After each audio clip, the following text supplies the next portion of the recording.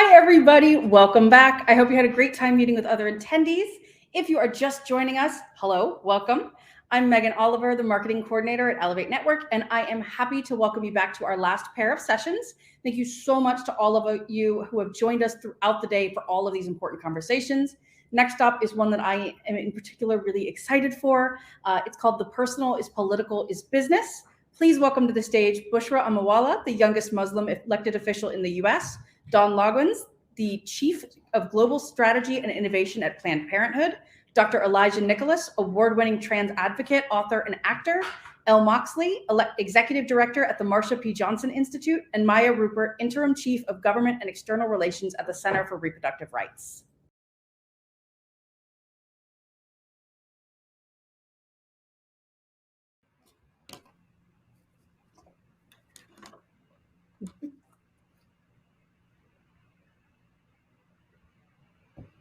Megan, you ready for me to take it away? You are good to go. Excellent. Thank you. Good afternoon. And thank you to the Elevate team for hosting this session and the great partnership. I am Dawn Loggins, Chief of Global Strategy and Innovation for Planned Parenthood Federation of America. I use she, her pronouns. And for accessibility, I'll let you know that I'm a white woman with brown curly hair and an increasing number of gray streaks, blue eyes, and I'm wearing what I call my global shirt, which is covered in multicolored circles against a black night sky background. I'm thrilled to be here with you today alongside our 4 esteemed panel speakers and with you, this powerful Elevate community. I'll take a stab at framing this important and interesting topic and then turn it over to my fellow panelists with some questions after they give a little bit of further introduction. And we'll also have some time for questions from the audience. Very quickly, a few words of introduction about my organization, Planned Parenthood. For over 100 years, Planned Parenthood has worked to provide and protect access to sexual and reproductive health and rights for the most medically and economically underserved communities in the United States. We have 49 affiliates operating 600 health centers, providing a wide variety of healthcare services, annual wellness exams, STI tests, birth control, abortion access, prenatal care, breast cancer screenings, gender-affirming care, and HIV prevention medication, to name just a few. We serve 2 million people in person each year, 200 million online and through our digital properties, and more than 5 million through sex education. And we have a global arm where we work with partners across 10 countries in Latin America and Africa as part of the worldwide movement for reproductive health care access and rights.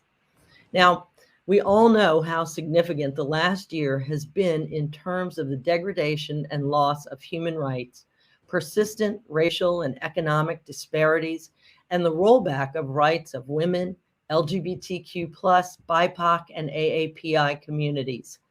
Our communities, many of them, are feeling the haunt and pain of gun violence. It is a lot. The end of Roe v. Wade in the US, which decimated the federal constitutional right to abortion after being the law for 50 years, has created incredible harm and instability across the US. Today, people living in 20 US states face abortion bans and reproductive rights restrictions.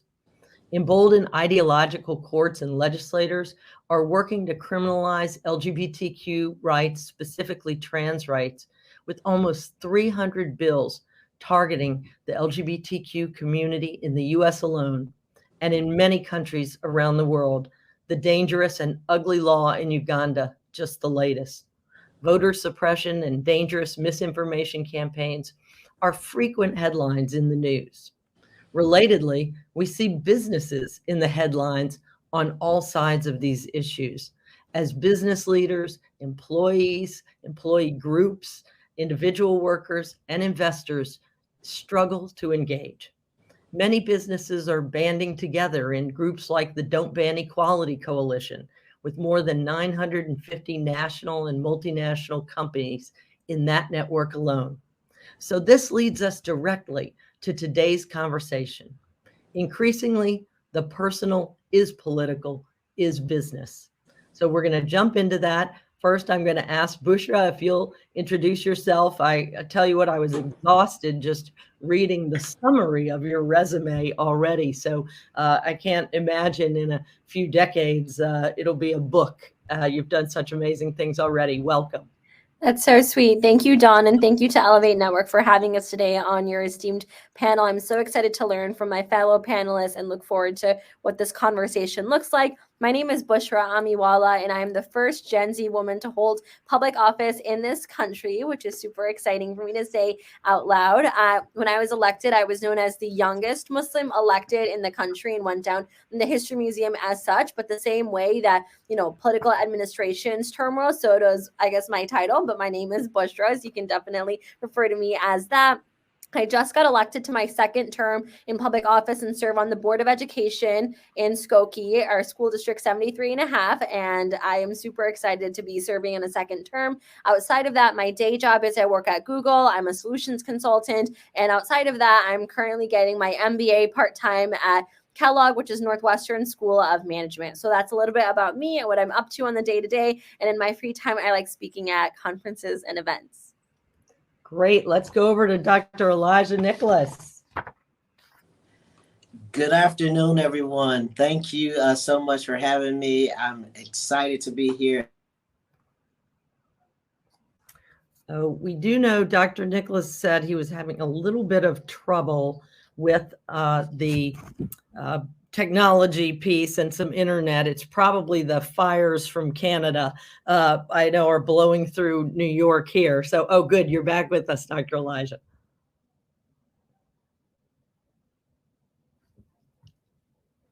Oh, we can't, we can't hear you now.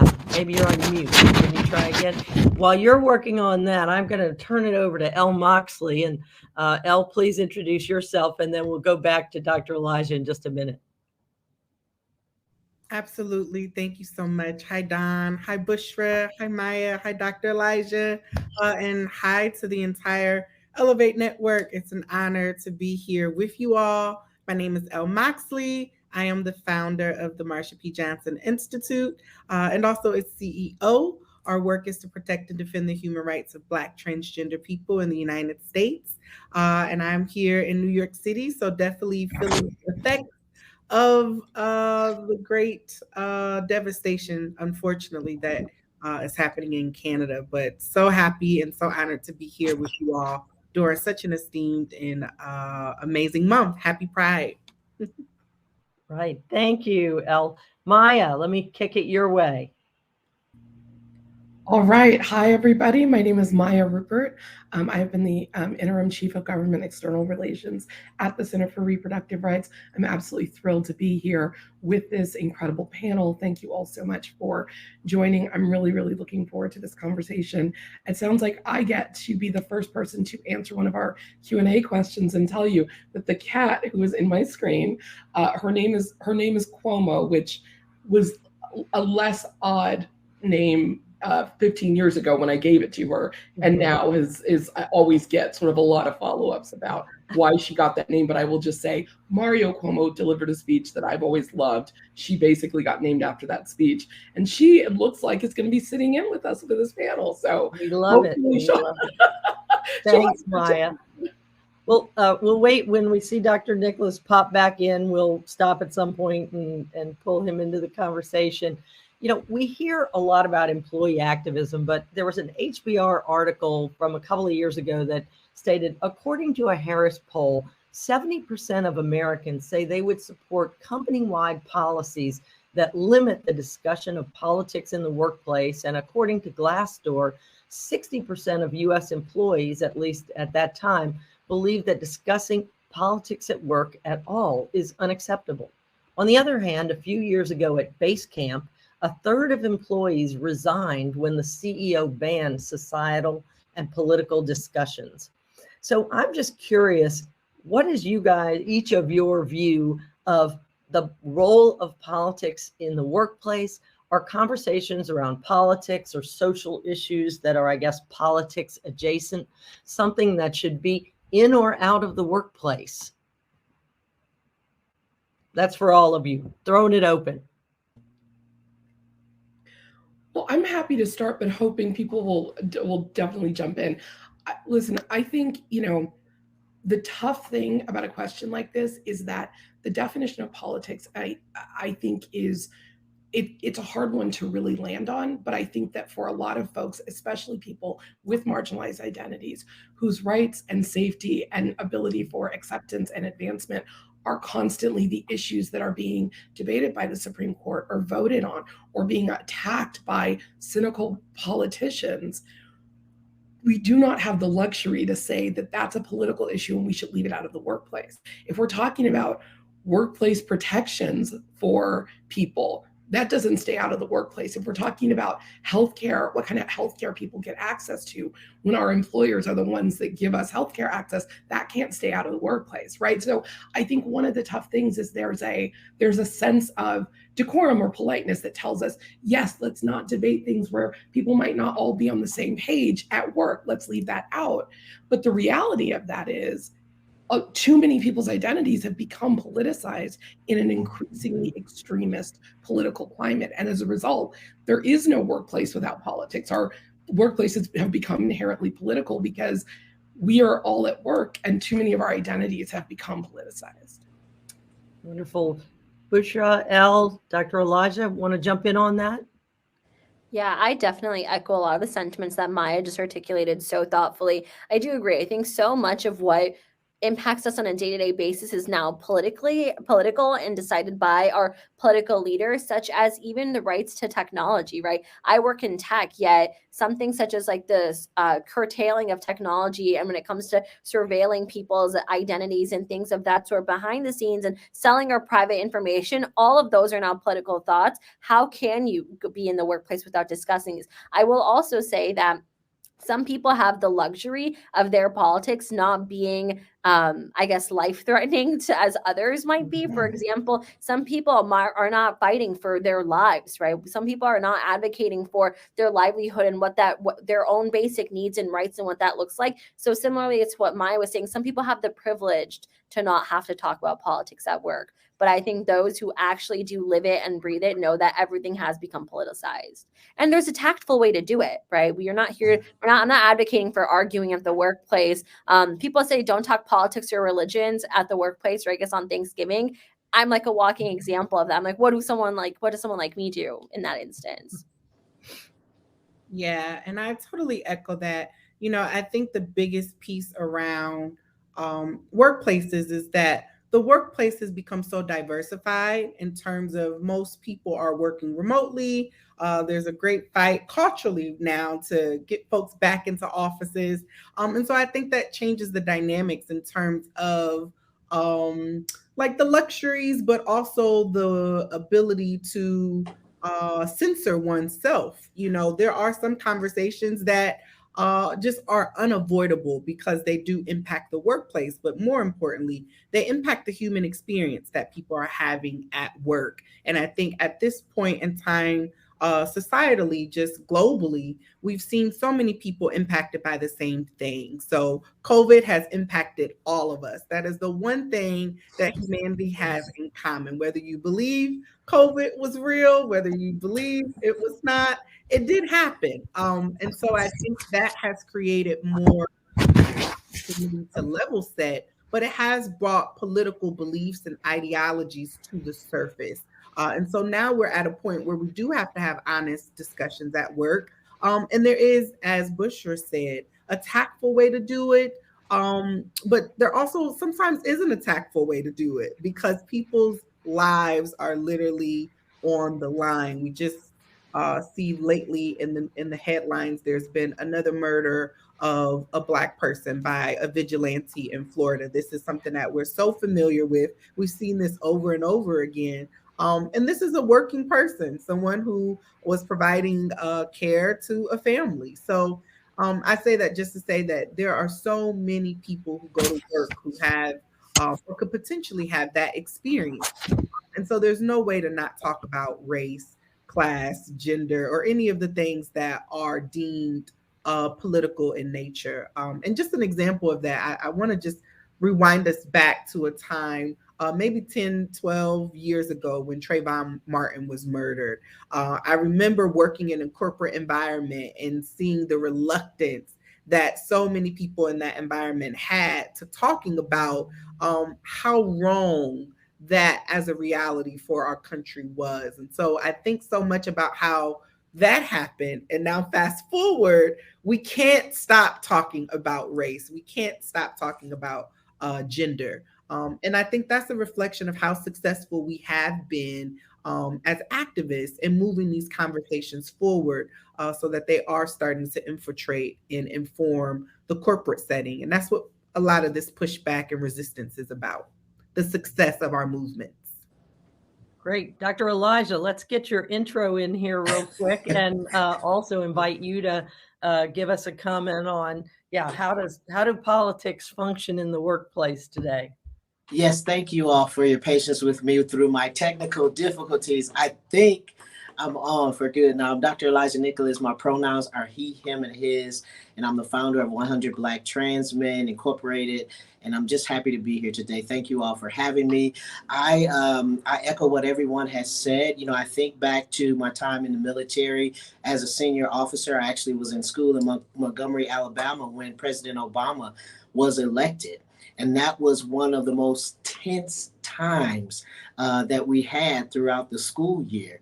And as I think back now, so many years later, I think we could have benefited from a conversation, from a safe space to have a conversation about the political nature of the election, about race relations, and about everything that was going on. So I think that obviously it is impossible to escape politics in the workforce. What's important is having safe, inclusive conversations and making sure that everyone understands that no matter what your political perspective is, you are valued and your position is heard. Wonderful. Taking a little bit out from the kind of personal and individual that we were just talking about in the workplace and turning a little bit more to the public facing part of businesses in the world. There's this kind of brewing backlash, or at least a lot of articles and commentary that a woke movement is diverting business from its real purpose of making money.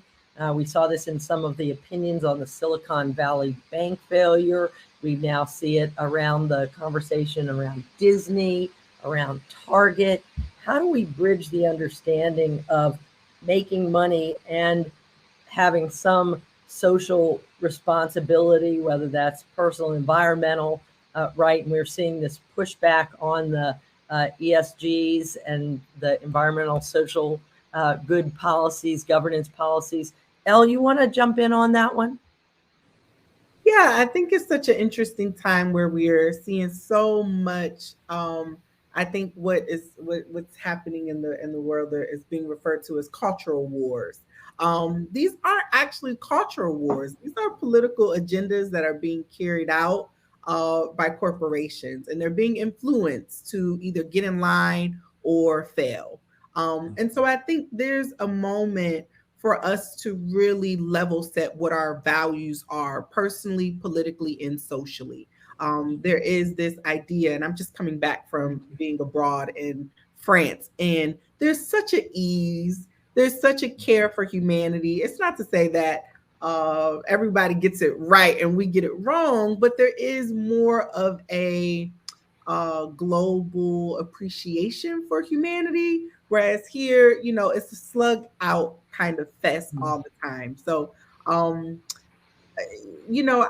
have been doing some work at the Marsha P. Johnson Institute, specifically related to the fight in Florida. We're seeing not only the fight with Disney, but we're seeing that, as it relates to race, as it relates to gun violence. And there's so much opportunity for us to really centralize humanity as being the ultimate goal that we're after. I think, I won't say any specifics about how anybody is doing, because we've got some great examples that you referenced, Don, where corporations have had an opportunity to really stick it to the public about what their goals and interests are. And we haven't seen folks really hold that line because there's a bottom dollar here. There is a bottom line, and it is dollars. I think we have to be willing to sacrifice money, especially when people are being killed and people are being murdered and people's human rights are being taken away and tampered with. Part of what we're seeing is like this fight to protect trans children, but we know that this is an opportunity to really just eviscerate trans people, as it was so eloquently put on a legislative floor. So I think we've really got to individually and collectively get clear about our communal care and what our values are, so that we can continue to advocate for those in those conversations that are happening inside the workplace and outside of it. But I do think companies, corporations, organizations really have to continue to lead the effort because obviously where people make their money is always going to be the greatest influence to our survival and humanity. Yeah. Maya, let me ask you, the Edelman Trust Barometer, right, that gets run every year in 2023 showed that businesses as seen as more trustworthy than almost any other institution, including government. So considering that, and in light of Elle's comments, what role do you believe that business leaders have in shaping society? Is this level of trust increasing what we can demand of them in terms of showing up on issues that are of importance to their employees and their customers?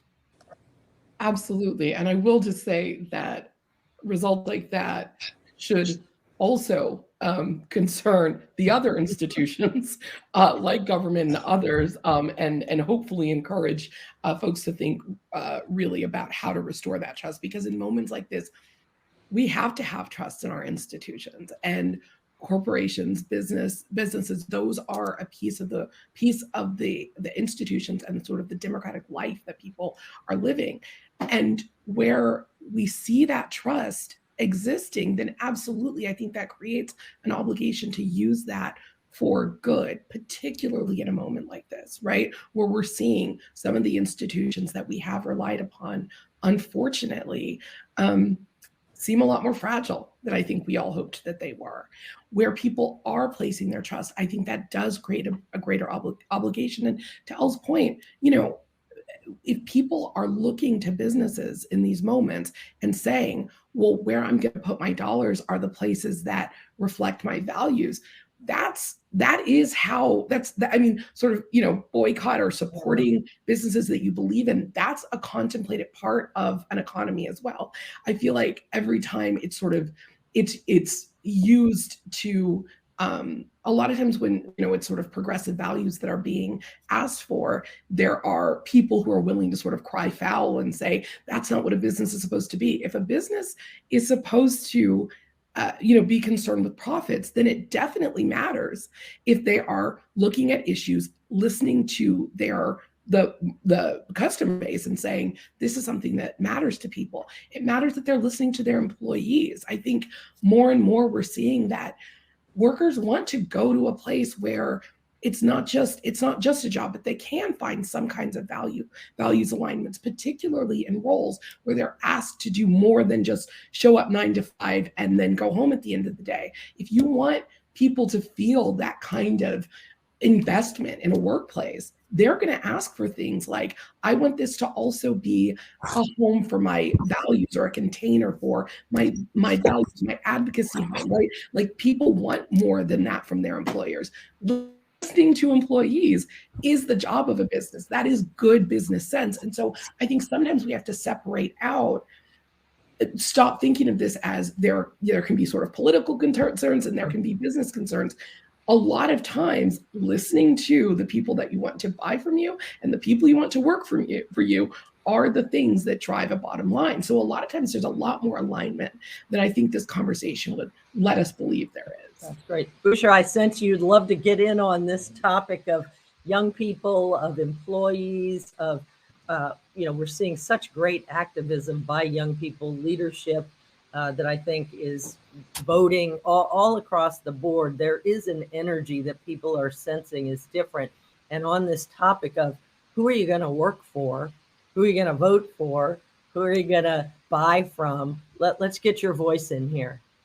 Yeah, absolutely. One thing I always like to lead with when I do speak on behalf of a generation or lean into that younger Gen Z voice of mine is that generation shared the most common attributes than any other demographic subsect. For example, you can put together a group of women, you could put together a group of people who identify from the same ethnic and or racial background, and you can put together a group of people who have the same religious identity, for example, and the generation will have way more in common than any other demographic subsect. And I say that to say that I'm a part of the generation that's had landlines attached to my phone wall when I would have to make a call at the age of 6. And I also grew up with having a cell phone by 8th grade. And now it's something that when I say I can put together an event by lifting a finger, that's something I can do. And I think corporations are finally being put to that test and grunt of what it looks like to have a hybrid work environment, for example. And all these things are political as well, because the way that, someone who is a caregiver, primary caregiver to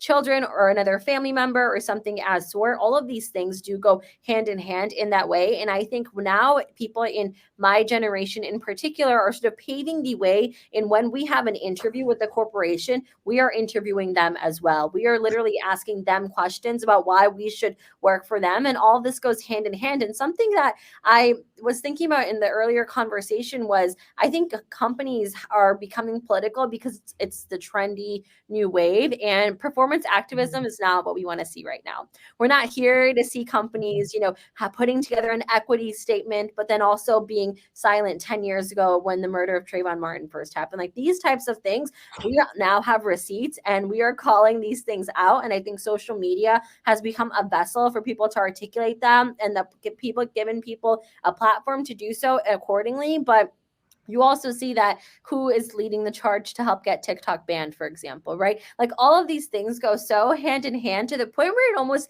sometimes terrifies me. I know when I ran for public office the first time as a 19-year-old, there was this law that was called the soda tax, which would put a penny per ounce tax on any sugary beverage. And it was masked as like the healthcare tax. And I got offered $54,500 worth of corporate PAC funding from Coca-Cola, Snapple, PepsiCo, and another Coca-Cola PAC. And that's not the money I want to accept either as an elected official. I want to represent people, not corporations. So that's something I still have. I think there's such a delicate balance between advocacy and then putting dollars behind a politicized topic for financial gain. And that's something that I think corporations have to really strike that delicate balance on. And we have to put the onus and responsibility on them to do so too.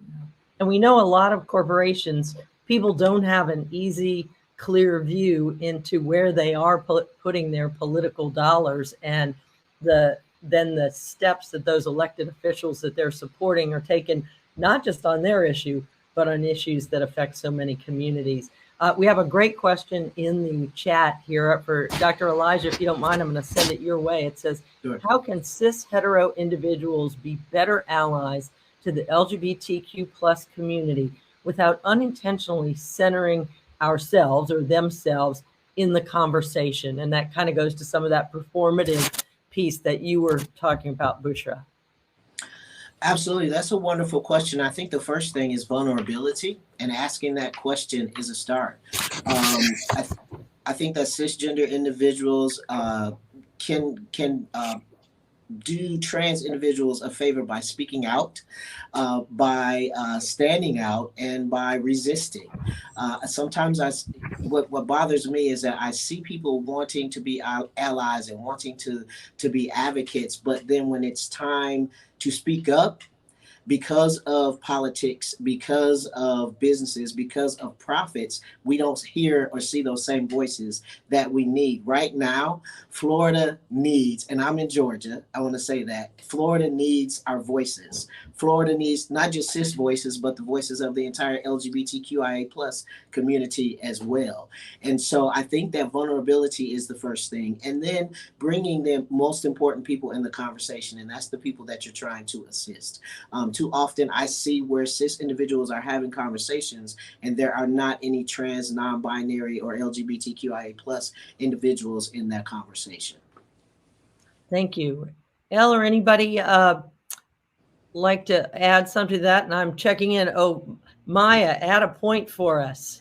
Yeah, and Elle, please, if you had anything to add as well, obviously would love to hear that. I just wanted to add here a piece that feels very timely, and that is that we see over and over again in the repro movement and the broader sort of gender justice spaces, people very cynically trying to use this idea of we need to protect women against trans and non-binary folks. There are moments like that, I think, where it's really important to stand up and very loudly not let that kind of thing go, right? I mean, I think that it's way too tempting, I think, for so many people to try to hide behind, actually, I'm advocating for women when I do this thing that is going to be incredibly exclusive of trans folks or non-binary people. And I think there's an obligation in those moments for the broader gender justice movement, but specifically for cis women to say, hey, not on my behalf are you leaving out pieces of our community. And I'm not going to shrink my feminism to be small enough to match your imagination. You're going to have to make your imagination get bigger, because we need a movement that includes all of our people. Yes. That's great. I hope somebody's capturing all of these amazing quotes that you all are throwing down, because I'm like going to want to put them on a t-shirt and start wearing them around. You've raised a topic, in terms of certainly not only a, we say women a lot, but it really is trans men. All kinds of people are impacted by the overturn of Roe v. Wade. Really, all people are. If people would step back, right, and think about it, that it impacts each and every one of us in the way that we're able to live our lives and build our families. And I wanted to go to a point you said earlier, Maya, which is, it's a healthcare issue. And of course, in America, companies play such a central and huge role when it comes to the healthcare access of their employees. And it's also an issue that so impacts people's participation in the workforce, as well as our continued progress toward gender equity. So I would love to hear any and all of your thoughts on how companies need to be involved and reacting to the stripping of our reproductive health and rights and access, and the fact that, based on your zip code, based on where you live, based on where you work, determines whether you can have this, in some cases, life-saving, but certainly life-changing care. So take it away. If I could just, okay. Go ahead, Elle. Please. No, I was just saying it's so big. It's so big. But Dr. Elijah, you've got it. No, I agree. It is so big. And like, we could talk for days about that, right? But I just wanted to say that I'm so glad that we're including the trans male perspective in this reproductive discussion, because it is something that in my opinion is forgotten about. When organizations have the opportunity to bridge the gap, if you will, with regards to gender care, they have to include trans men in this discussion. And not only include trans men, but let's back up a few steps and talk about access to care and the number of people who don't even have health care. We talk about gender affirming care and making sure that we as trans people have access to the appropriate gender affirming care that we need, right?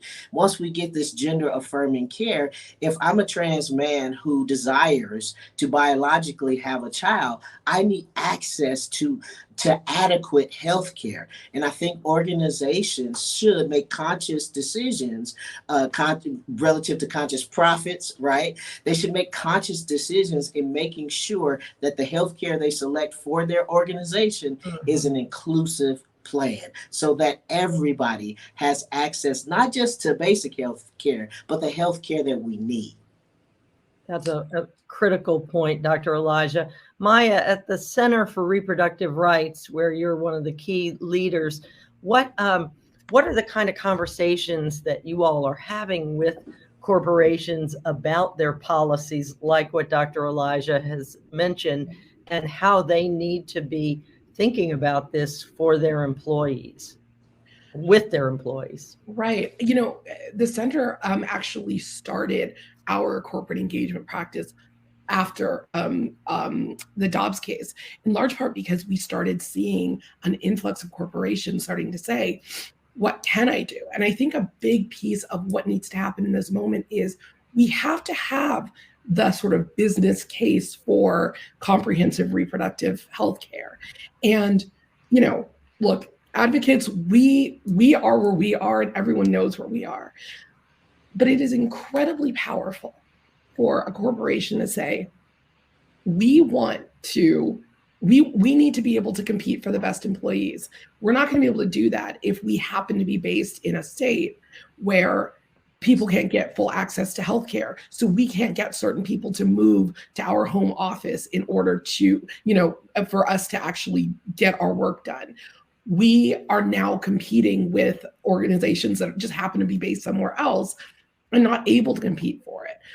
We as employers want to be able to recruit, to offer a full range of healthcare in line with our values, in line with our bottom line, and we can't do it. There's something so powerful about being able to say across industries, this is impacting people. Yes, and really even regardless of the underlying issue, because I know sometimes corporations, the difficult thing is getting a corporation to take a position on an issue is tough. But getting a corporation to take a position on, we need to be able to recruit people and this is the reality, it's a very different argument. So I think one of the really powerful things that we've been able, the powerful conversations we're having right now is trying to get business leaders to say, this is an issue that is impacting us regardless of politics, regardless of geography, right? Like this is now this is impacting people across the country. And I think that's incredibly helpful because too often reproductive health care gets treated as this issue that only matters for you when it matters. And opening that door and making sure people understand that this is just a piece of the fabric of life. And it's something people are dealing with daily, constantly, and therefore is something that our employers have to be conscious of and thinking of, is a really powerful tool to be able to advocate for the kind of care that people need. It was interesting. I was to build on your point, and I know when Elle said we have to go beyond the bottom line, but this actually does hit the bottom line, right? As well. And I was at a corporate conference recently and talking to some high-level folks people from across a number of industries. And I live in Texas, Dr. Elijah, so down with the folks who are really struggling on this front for sure. And I was relating to them a case that had just happened in Texas of a woman who was about 5 months pregnant. Her water broke. She ended up in the hospital. They would not do an abortion because, of course, all the laws have everybody so bollocksed up, right, that they're scared to do anything and to do the right medical care. They basically said, we have to wait until you get sick enough. So she ended up in sepsis, right? Almost died. And I was relating this to these corporation leaders saying, have you talked about this in your boardroom? Because what happens when that's not a person who just lives in Texas? That's somebody Bush, or you'll Google, you've sent to Texas, who's now in a hospital getting worse by the day. What's your plan? Do you have a risk thing? Are you going to fly that person out of Texas? And they were like, ooh, no, I don't think we've been talking about that. So Bushra, being in corporate world, tell us how you see that taking place, those conversations. I see it as the same way that in the political space, we have so many levels to the bureaucracy. That's what the excuse and or explanation looks like in the corporate sector too. You have these people, and using this as the example, celebrating Pride Month, yet when it comes to the healthcare options about, for example, having someone who is a trans person, make sure they have the resources they need to start a family, not embedded in the healthcare, like that's just what, like, it's like, okay, like, yeah, Pride Month for who, right? To show people, for recruiting purposes. And I don't mean to say this at my employer. My employer, I am, grateful to be here. That helps pays my bills. I don't get paid for the work that I do in the political space. However, that accountability piece is something that is worth noting. And then that's why I'm so grateful that people like Dr. Elijah here is advocating on so many levels in that way, because I personally don't have the tools, and I'm not equipped with the tools or resources to advocate internally in that corporate sector or corporate space, because this doesn't impact me as a cisgendered woman. But that being said, like, the levels of bureaucracy, like HR oversees one aspect, the healthcare is done by a third party entity. Like this, you can go in this roundabout way for literally decades and still never have an answer unless it's institutionally embedded and incorporated at that level. Great. And Elle, you work with businesses as well. Yes. In particular, especially during Pride Month, we have a wonderful collaboration at the Marsha P. Johnson Institute with global retailer H&M, and that has been a fantastic collaboration. I'm just thinking so deeply around all of the Q&A and all of the things that have been shared, because part of what I'm just always thinking about is like investment strategy. There are grassroots organizations that are coming up with solutions faster, quicker, stronger than corporations that have been around for 50 to 100 years. We're just now getting here where we are.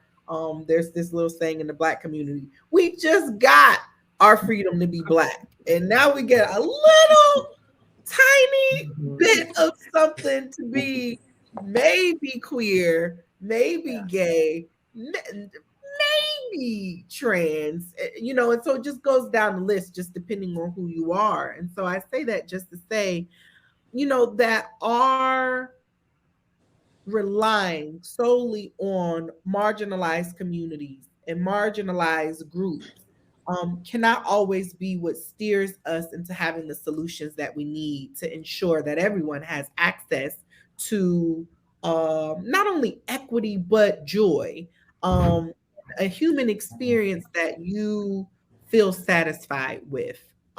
This question, sorry to rewind back, I'm going to hit a little on it because this is such a popular question. What can cisgender people do? And I love the vulnerability that question comes from, but that question is equal to, what can corporations do? Corporations ask these questions, and it's like, hi, hello, you have all of the resources, all of the networks, all of the connections to offer more solutions than just the question. The question is doing the absolute bare minimum. It's not a service to any marginalized group to just pose a question. At this point in time where we are in the landscape globally, as we're seeing fascist governments assume more power, leverage their power even more greatly than ever before, we're just at a time where we need more action. We need more corporations to make more investments to the communities that they say they stand with. We need more corporations to be willing to just take those lawsuits and eat them because they have the resources to do so. Because, one thing in my experience, I know just as an organizer, activist, but now as a founder, it's a lonely experience. And I think for any marginalized person in leadership, for any woman in particular in leadership, it is very, very, very lonely, especially when you are the founder of something, because you are putting forth a vision around something that nobody else considered. And if they did consider it, they weren't successful, or they were interrupted before their success could actually happen. And that typically is what happens when there's such a huge learning gap. Typically, most people are like, you know what, I'm really not going to get all the way on board with that. 2020, we saw a lot of performance activism take place around George Floyd's murder. Now it's 2023. We've seen a complete shift and where people are trying to walk back some of the progress that has been made. So at this point, as it relates not only to corporations, but those who are do-gooders, who do pat themselves on the back, who do pat themselves for voting. We actually need you to take this a lot further than we have, and to really challenge yourself in the communities that you're in to do much more than just ask questions. We need real results. We need real investments. And we do need to challenge corporations to making more investments into marginalized communities. Don't just tell people, and I gotta harp on Target. I just have to. You really have to be clear that we don't care if you come into our stores. You're not going to threaten the livelihood or the lives of the trans people who work for us, the queer people who work for us. You're just not going to do it. And we haven't seen corporations take that stance. And I think that's just such an important thing to do, because we really are talking about life or death, especially everyone in this country has access to a gun. And that's easier to get than it is to get birth control. It's quite, I don't know what's wrong with exactly. And certainly than to get an abortion. That's for sure.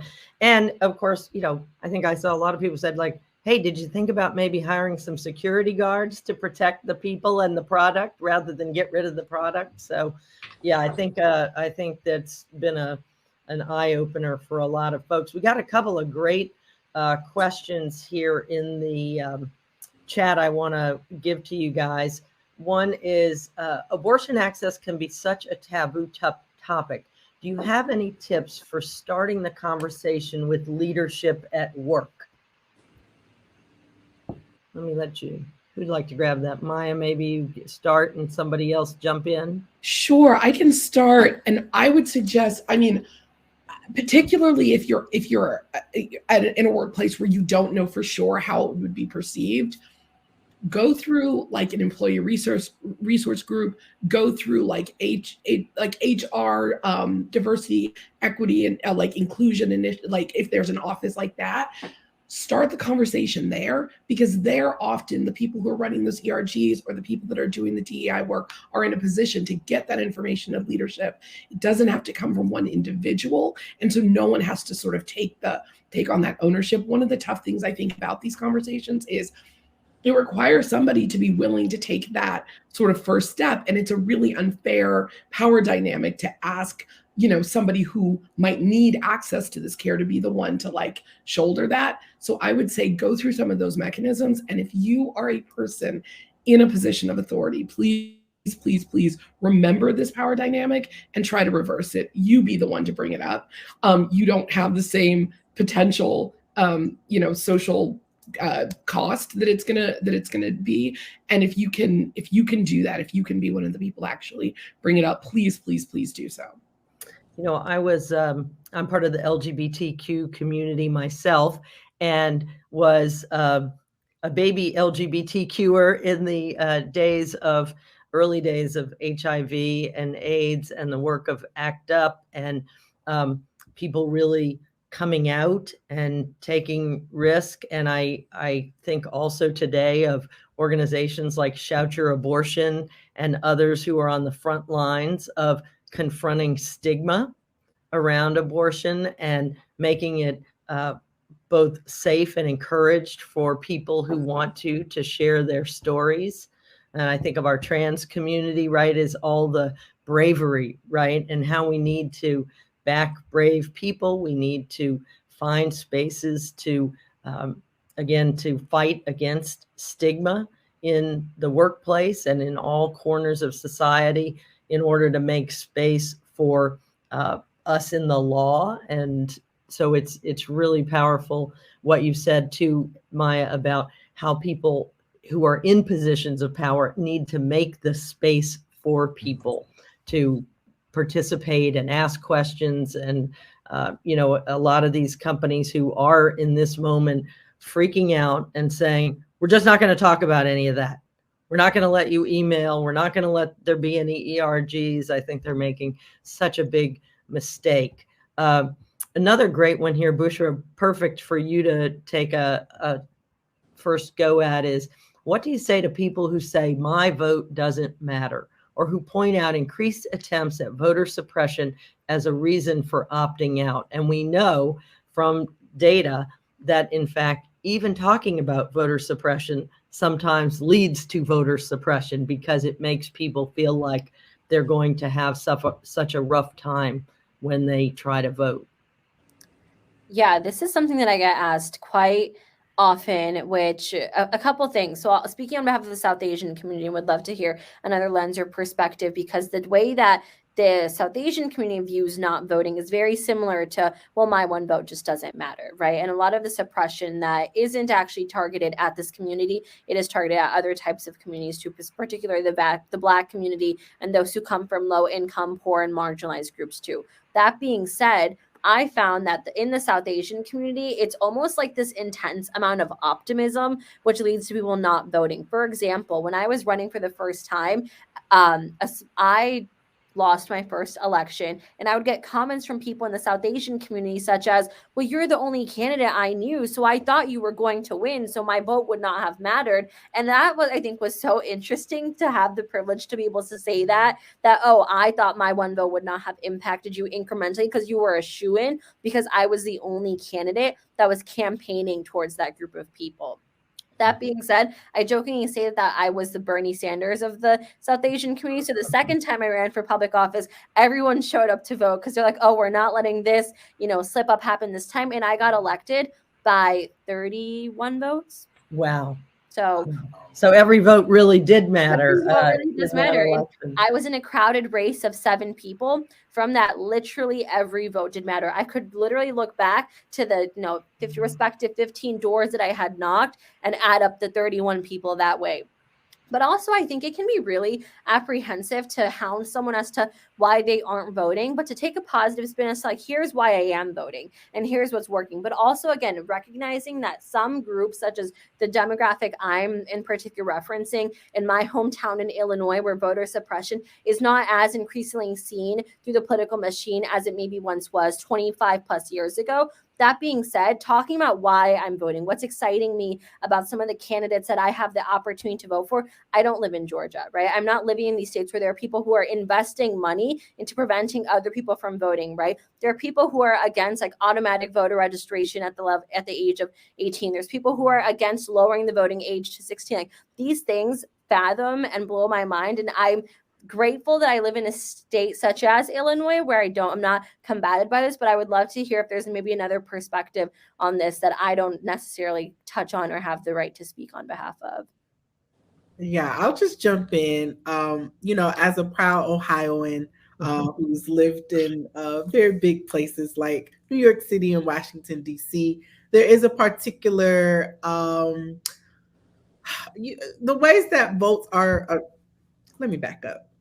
To the first part of that question, my vote doesn't matter. I think we're living in a time where we recognize that votes do matter, but also who you vote for matters. What they do with your vote matters. And I think that is where the suppression comes in, where a lot of people invest into voting, but don't get the results from the particular candidate or the issue that they're invested in. And so there is a need to really, really continue to hold those that we vote for accountable, and to hold our communities accountable, to really making sure that the issues we care about are on the ballot. This piece around increased attempts at voter suppression, I think we've really got to expand our understanding of voter suppression. And I'll just use an example. Black women consistently, historically, over the last 50 years have voted Democrat and have been solely responsible for essentially every Democratic presidential win. However, there is a laborious task associated with that doesn't get widely talked about, is this particular demographic being responsible for our success, and how much labor is put on Black women year after year after year to encourage and to increase Black people to vote. And so I think that's just something that we have to look at as voter suppression as well. We're asking the same community that has consistently proven loyalty in their commitment to do work that other communities are not willing to do. That will certainly make me question whether my vote matters or not. And then another example, I'll just give this little tidbit. political parties that do care about voter turnout have to really make the investment in communities such as Cuyahoga County, where there is a large Black population and a large Black vote. That investment has to happen long before the election occurs. And we've seen that consistently over the last 10 years, where there's a swoop in the week of the election with an expectation that it's going to turn out flipping the state. And we just don't see that result. So this voter suppression and the way that we think about it, talk about it, that we culturally understand it, we've got to be much more expansive because it's not just that people aren't voting. It's so bigger than that. And I always tell those who don't vote, you have every right not to, but you also have every right to. But you do get to, I think, influence and expect better results because, again, we've told you that your vote matters. And Elle, you raise an interesting thing that maybe just as we wrap up our panel here, which has been so wonderful, corporations, it seems to me like, say, okay, we have all these individual issues and that are very, well, I think they're all intersectional, but, specific things like abortion or LGBTQ or the climate, that democracy seems like something they could kind of get behind, right? As a general nonpartisan thing, which is, letting employees have the time off from work to vote, right? Because of course we put voting at the most inconvenient time for working people, right? All those kind of things. If you are, what should we be encouraging corporations to do in the realm of democracy, fairness, participation, right? That seems very fundamental, and their encouragement and standing up against voter suppression laws, et cetera. Love to hear your thoughts on that. I think there's this challenge with corporations that we've just got to understand is that at the end of the day, corporations are just that, corporations. So no matter how beautiful their campaigns are, no matter how many rainbows they put in their stores, at the end of the day, their concern is their dominance in their respective corporate field. And so that's always going to take priority and precedent over any kind of political stance.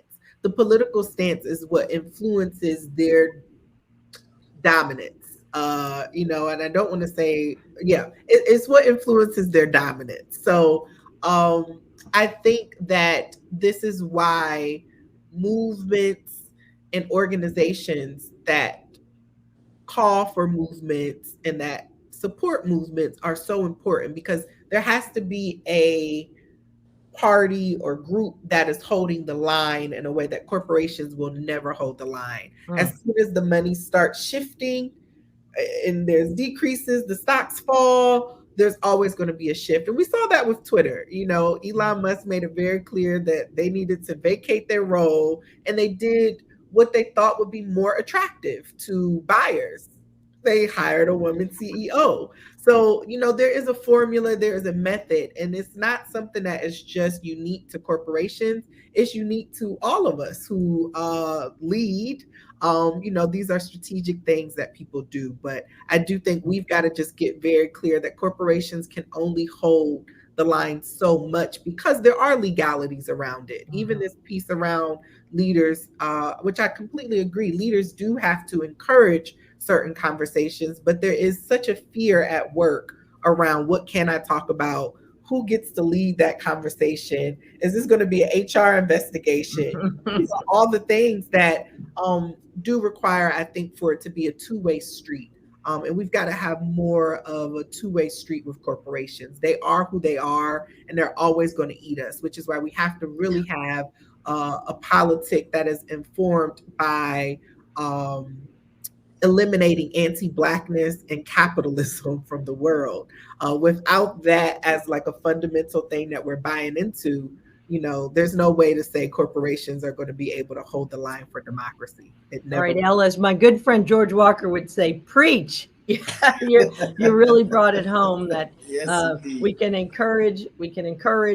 to encourage, we need corporations to stand up, but we cannot turn our lives, our future, our communities over dependence on that as the front lines, right? So let me just quickly give each of our panelists a chance to say goodbye to our audience and maybe drop one bit of wisdom on them, and we'll be sure to turn it over to our next panel. And thanks everybody for joining us. So Dr. Elijah. Yes, one of the things that I just wanted to say, echoing what Elle said, is I think that we don't see enough small businesses and entrepreneurship. There's not enough focus on that. There's a lot of power and leverage there in small businesses, and so I would encourage entrepreneurs and small businesses to stand up and let your voices and your employees' voices be heard, and always come from a space of love. For me, that's what I do, is I lead with love, and I think when we lead from that perspective, hopefully we can find some common ground in there. Wonderful. Bushra.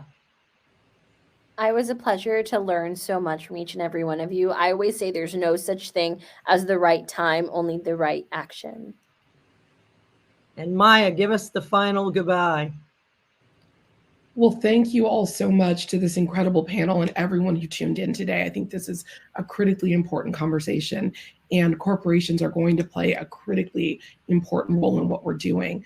And I think more than anything, it's like we just have to recognize that these things are not disconnected, right? And that when we talk about attacks on our democratic institutions, that includes what we're seeing is things like government regulating agencies that industries depend on in order to be able to do their jobs well. The destabilizing impact that we're seeing with these attacks at the FDA or the EPA or so many other places are going to reverberate throughout the business community. And so attacks on our democratic institutions are attacks on ability of industry to do its job on a daily basis. And if we can make sure that we can draw that straight line, the issues that we're talking about are not disconnected from corporations' reasons for existing, their bottom line, their desire to be good employees or good employers, or just their desire to do good in their communities. Great. Well, thanks to all of you, and especially again, thanks to Elevate for this terrific conference and the opportunity to continue to get together and have these important conversations that keep us fed and introduce us to each other and point the way forward. So everybody have a great rest of your day wherever you are, and we look forward to seeing you again. Thank you. Thank you. Bye. Bye-bye.